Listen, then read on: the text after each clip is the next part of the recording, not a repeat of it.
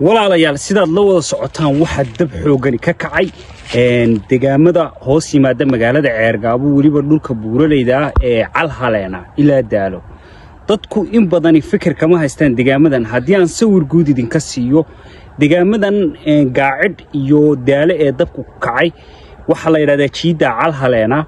waa jiid aad u badan oo 100 kiiloomitir oo kayma cagaarana kuwaas oo jiqa oo aan lahayn wadooyin hadii uu dabku ku faafano waxa adkaanaysa in la kantaroolo sidoo kale dabkaasi waxa uu khatar weyn gelinayaa dadkii reer miyiga ahaa deegaamada dabku ka kacay waa dhul buuraley kayma meelaha qaarkood waxa laga yaabaa meel 20 kiiloomitir isu jira ayaa hal toobsi ama meel kaliya dadku ay maraan leh taasoo halis gelinaysa ama go'doominaysa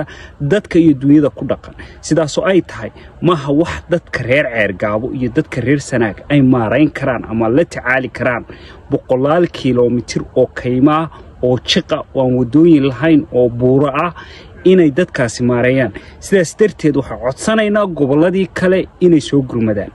gobolada kale waa inay soo gurmadaan haddii ay maanta Sanaag u soo gurman waayaan oo waliba Ceergaabo iyo Daalo iyo Xaalada ay u soo gurman waayaan beritoole waxa dhacaysa gobol kasta marka masiibo ka dhacdo inaan la isu gurman sidaas darteed waxa laga maarmaana qof kasta meel kasta joogto inaad soo gurmato oo aad ka qayb qaadato sidii dabka loo damin lahaa